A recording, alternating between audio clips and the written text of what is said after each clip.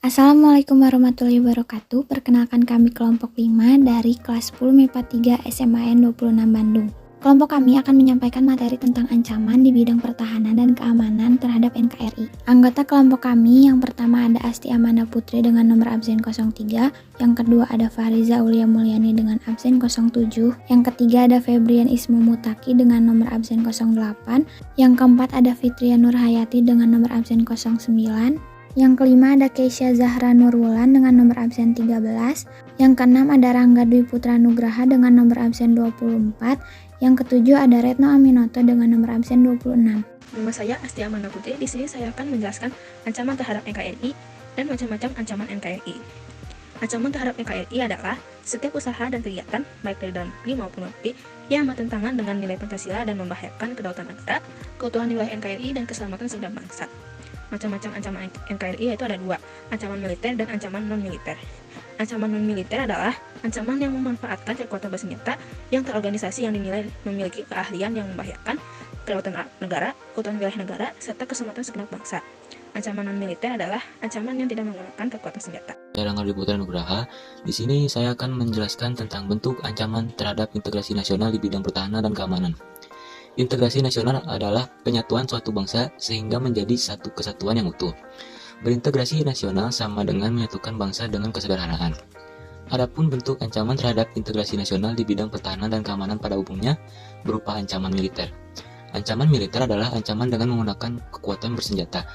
Ancaman tersebut dinilai mempunyai kemampuan membahayakan kedaulatan negara, keutuhan wilayah, dan keselamatan segenap bangsa. Saya Keisha Zahra Nurwulan akan menjelaskan bentuk-bentuk ancaman dari bidang pertahanan dan keamanan. Yang pertama, agresi. Agresi merupakan semua perilaku, baik itu secara fisik maupun verbal, yang dilakukan dengan secara sengaja serta terencana dengan tujuan untuk menyakiti, merusak, dan juga menyengsarakan orang lain. Contohnya, agresi militer Belanda 1 dan 2. Yang kedua, invasi adalah akal militer, di mana angkatan bersenjata suatu negara memasuki daerah yang dikuasai oleh suatu negara lain, dengan tujuan menguasai daerah tersebut untuk mengubah pemerintahan yang ada. Contohnya, invasi militer ke Timor Leste, invasi militer ke Papua Barat, dan invasi militer ke Malaysia. Yang ketiga, pemberontakan bersenjata. Pemberontakan bersenjata melawan hukum pemerintah yang sah dengan menggunakan senjata sebagai alat kekerasan. Perlawanan tersebut bisa berorientasi pada usaha kudeta terhadap pemerintahan yang sah, perebutan kekuasaan politik menggunakan senjata, dan cara-cara inkonstitusional dengan melanggar norma hukum yang berlaku. Saya Fitria Nurhayati, saya akan menjelaskan tentang sabotase. Sabotase adalah tindakan perusakan yang dilakukan secara terencana, disengaja, dan tersembunyi terhadap peralatan, personal, dan aktivitas dari bidang sasaran yang ingin dihancurkan yang berada di tengah-tengah masyarakat. Kelima, ada spyness, adalah suatu praktik pengintaian, memata-matai untuk mengumpulkan informasi mengenai sebuah organisasi atau lembaga yang dianggap rahasia tanpa mendapatkan izin dari pemilik yang sah. Keenam, ada terorisme, adalah perbuatan yang menggunakan kekerasan atau ancaman kekerasan yang menimbulkan suasana teror atau rasa takut secara meluas yang dapat menimbulkan korban yang bersifat massal atau menimbulkan kerusakan atau kehancuran terhadap lingkungan hidup, fasilitas publik atau fasilitas internasional dengan motif ideologi, politik atau gangguan keamanan. Contohnya bom gereja serentak di malam Natal dan bom Bali pertama.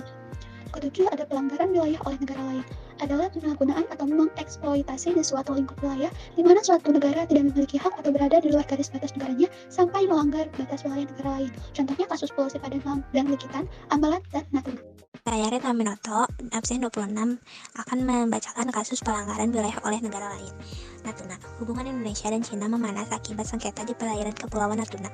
Ketegangan terjadi dipicu oleh aksi kapal-kapal nelayan asal Cina yang memasuki kawasan zona ekonomi eksklusif atau ZEE Indonesia di perairan Natuna. Indonesia berpegangan pada ZEE, sedangkan Cina menjadikan 9 garis putus-putus sebagai patokan menyerang perairan Natuna masuk dalam wilayahnya. Dari persingkatan ini, pada 1982, si Indonesia telah ditetapkan oleh hukum internasional melalui UNCLOS 1982 atau hasil konversasi PBB mengenai hukum laut. Isi UNCLOS adalah Tiongkok merupakan salah satu bagian dari UNCLOS 1982. Oleh karena itu, menjadi kewajiban bagi Tiongkok untuk menghormati implementasi dari UNCLOS 1982. Ya, Febrian Ismu Mutaki dari absen 8. Solusi kita dalam upaya mempertahankan integrasi nasional dalam pertahanan dan keamanan.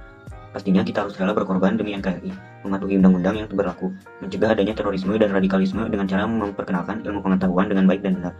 Dalam hal ini, memperkenalkan ilmu pengetahuan bukan hanya sebatas ilmu umum saja, tetapi juga ilmu agama yang merupakan fondasi yang sangat penting terkait perilaku, sikap, dan juga keyakinannya kepada Tuhan. dan meminimalisir kesenjangan sosial.